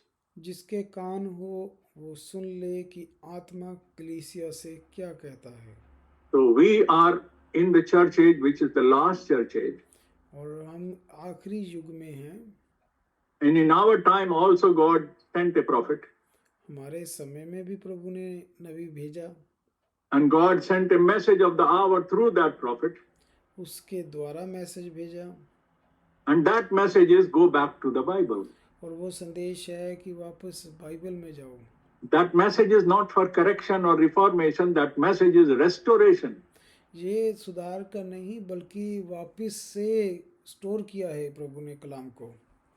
That is how we apply the blood to our heart, that we must be restored to the original Christianity. Then the blood is applied and we must hear the Spirit, what the Spirit says to us.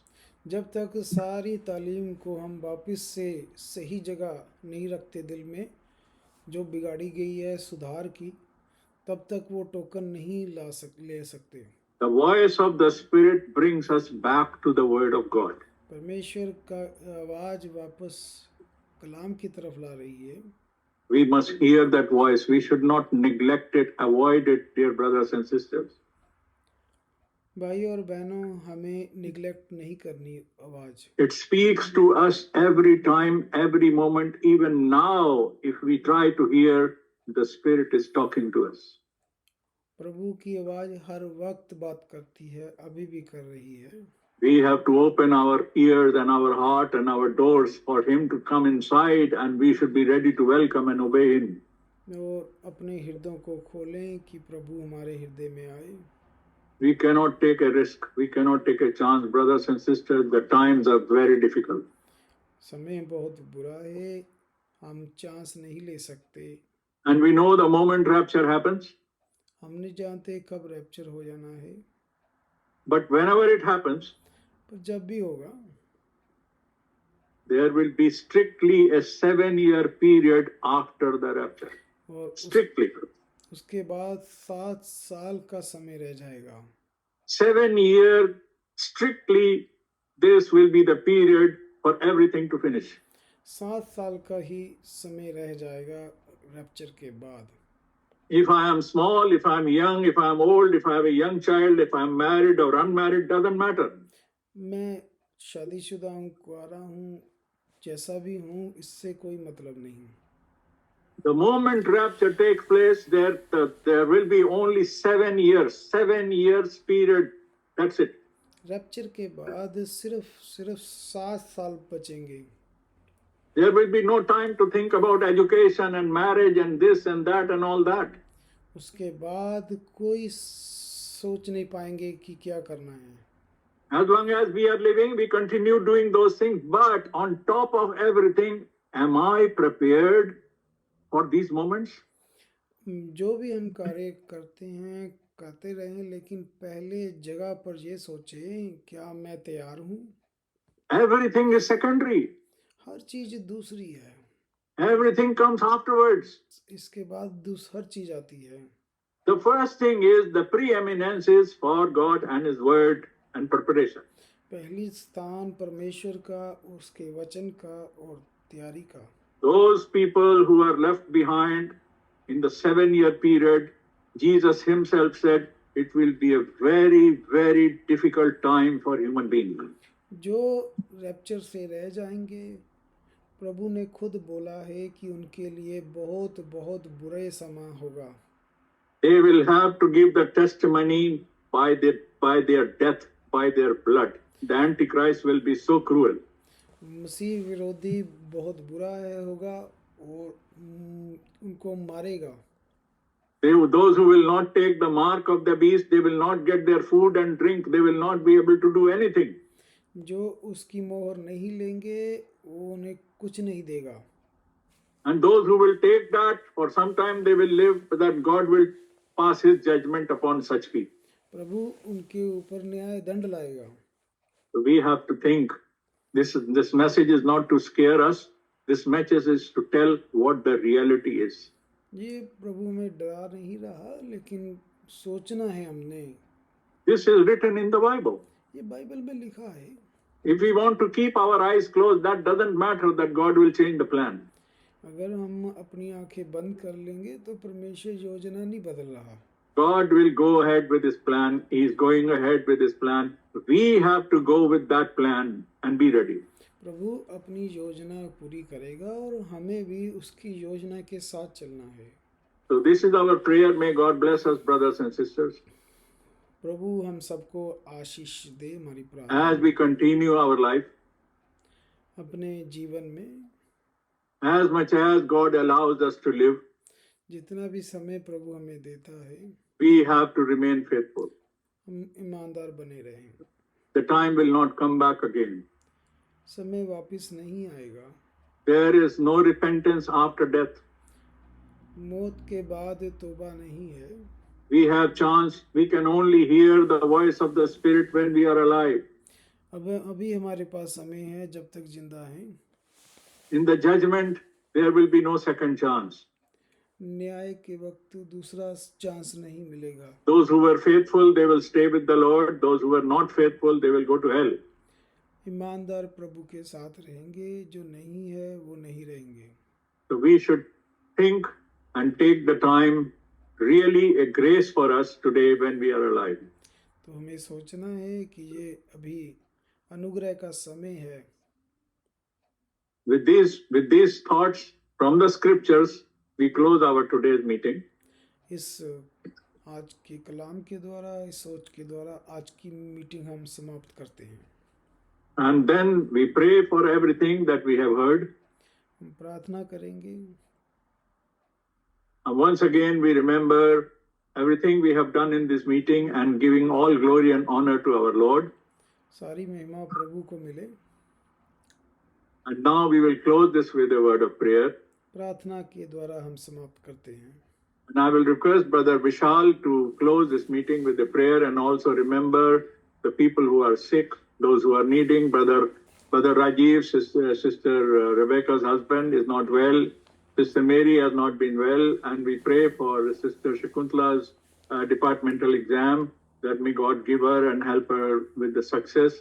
And may God heal all the sickness. And those who need a spiritual healing, may God heal them also. May God keep us strong in the faith till the Lord comes. And Brother Vishal will pray for us. Amen.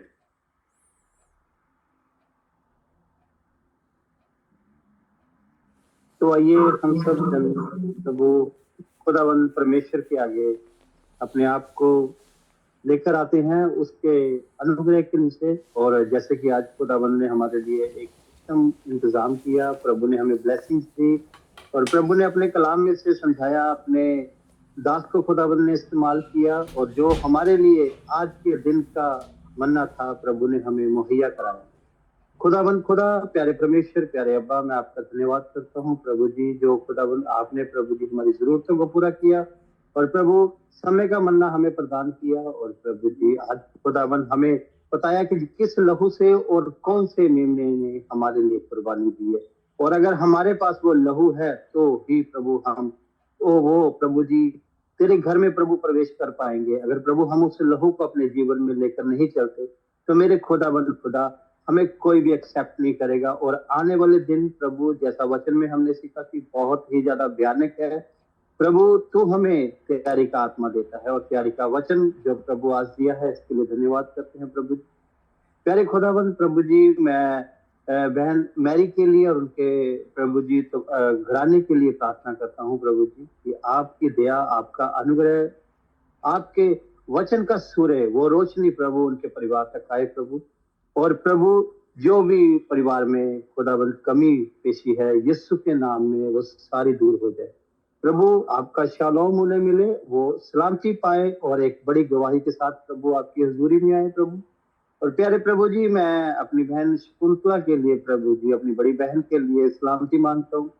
पिता तेरा धन्यवाद करता हूँ प्रभु कि तू मांगने से पहले ही जानता है प्रभु हमारी क्या जरूरत है। प्रभु तेरी बेटी को प्रभु तेरे सीधे हुए हाथों में तेरे लहू में छुपाता हूँ और विश्वास रखता हूँ प्रभु जी की जो मैंने मांगा है प्रभु वो तूने दिया है प्रभु। अपनी बेटी को सिर बना और प्रभु जी होने दे प्रभु बहुत से खुदाबंद स्टाफ मेंबर प्रभु जी इस तेरी बेटी के जरिए तेरे कलाम को सुने प्रभु। ऐसी कृपा कर मेरे खुदाबंद खुदा। और प्रभु जी मैं तमाम आए हुए भाई बहनों के लिए जिन्होंने प्रभु जी आज समा खुदाबंद तेरे पवित्र वचन में दिया, जिन्होंने प्रभु जी अपना हिस्सा खुदाबंद तेरे घर में दिया, इस प्लेटफॉर्म में दिया प्रभु। तेरा वचन कहता है कि अंत के समय में परमेश्वर अपना कलाम हवा में देगा और ये प्रभु हम हवा में ही एक दूसरे से मिल पा रहे हैं। ये प्रभु जो हमारा प्रभु ट्रांसमिशन है प्रभु, ये बाय एयर ही हम एक दूसरे से कनेक्ट हो पा रहे हैं प्रभु। तेरा वचन प्रभु जी जो आज खुदा हमें हवा में मिल रहा है, इसमें प्रभु जी जितने भी भाई बहनों ने हिस्सा लिया है आप इन्हें आशीष दे, बरकत दे। इनकी जरूरतों को खुदाबंद तेरे हाथों में देता हूँ, इनके खाने को, इनकी जॉब्स को, इनके रहने को प्रभु खुदाबंद आप कृपा करे, दया करे। और प्रभु जो भाई बहन प्रभु जी किसी रीजन के कारण प्रभु आज नहीं आ पाए प्रभु, उनके ऊपर भी तेरी आशीष मांगता हूँ प्रभु। हम नेक्स्ट वीक फिर आपका धन्यवाद करें, आपको मिलें और आपके नाम की बड़ी बड़ी गवाहियां दे। और प्रभु आपकी प्रभु जी वचन की प्रभु जी भूख हमें रहे प्रभु। प्रभु कृपा करें, दया करें, आपके पाक पवित्र नाम में मांगता हूँ मसीह यीशु के नाम में, आमीन। Amen. Amen. God bless you, brother. God bless you for this nice prayer. अब हमारी आज की मीटिंग यहाँ पर फिनिश होती है, कामिल होती है। खुदावंद आप सबको बहुत बरकत दे। May the Lord bless you all individually and your families. And we are all happy. We rejoice. We could come together in the name of the Lord. Amen. Amen. सभी भाई बहन आमीन। ये हम सबको खुदा के कलाम से बरकत मिलती है और हम उन जलते हुए तरह हैं जो कि जब एक ही आग में बलते हैं तो एक दूसरे को भी गर्मी देते हैं और तपिश देते हैं और खुदावन के नाम को जलाल देते हैं। आमीन। God bless you. God bless you, brother ji. God bless you. God bless God you. bless you all, brothers and sisters. God bless you. Thank you, भाई याकूब खुदा